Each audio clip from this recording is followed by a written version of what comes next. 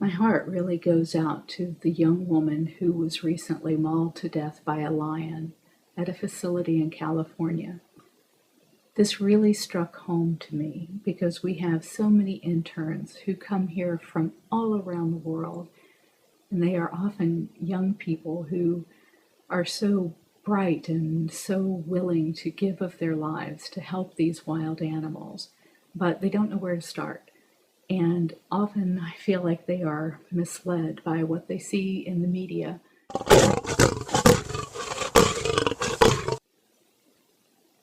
So many television shows and acts present the notion, the romanticized notion, that a human being can have a special bond with a lion or a tiger, just like you could have with the family dog.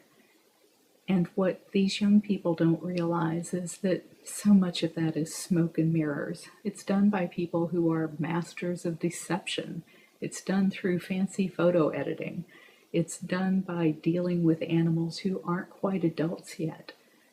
A big cat can look like an adult by the time it's 1.5 to 2 years old, but emotionally they are usually still cubs until they are 4 or 5 years old. So what happens is that they falsely believe these images and these people and think, if that person can do it, then I can do it too.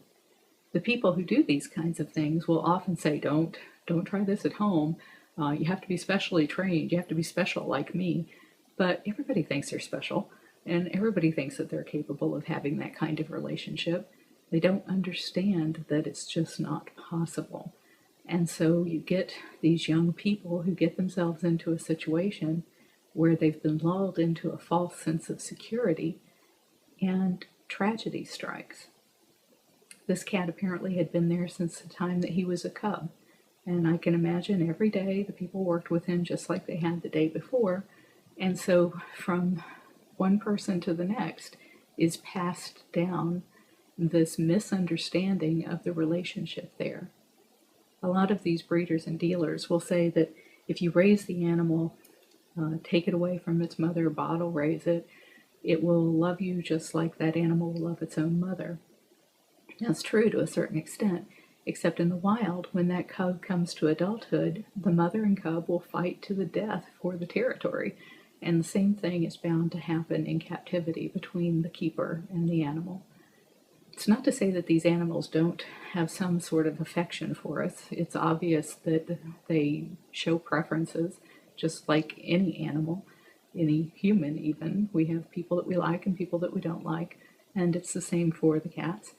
But it's not the same exactly. And that's where the problem lies. These are animals who are apex predators. They are hardwired to kill. And they can kill you just in playing. One swipe of the paw can break a neck. One swipe of a claw can sever an artery. And whether they meant to do any harm or not, the result is the same. The person is often mauled, maimed, or killed. And frequently the animal is killed as well. There's just no reason to be breeding exotic cats for life in cages. The only way that the public is going to get their hands on wild cats is to take them away from their mothers, which is a torment to both the cubs and the mothers, force them to drink milk that is not their own species type of milk, and let me tell you, they hate it. They kick and scream and don't want it until it's the only thing between them and starving to death, and then you can force them to take it. But people want to be that person holding that bottle. They want to have that mother-cub relationship and will do anything in order to make that happen.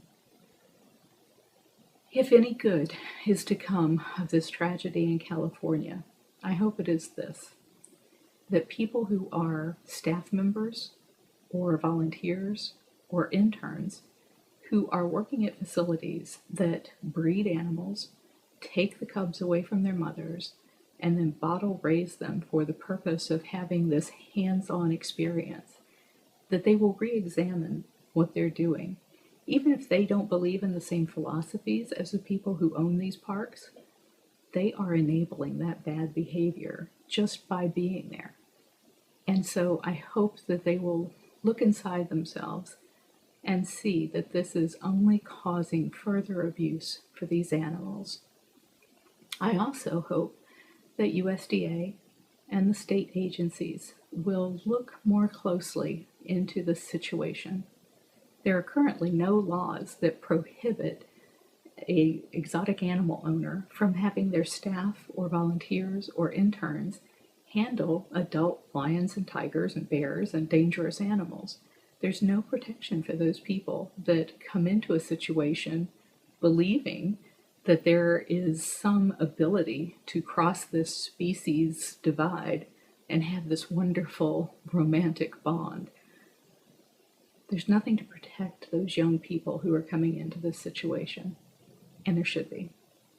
So, as horrible as this situation was, I really hope that neither the woman who died or the lion have died in vain.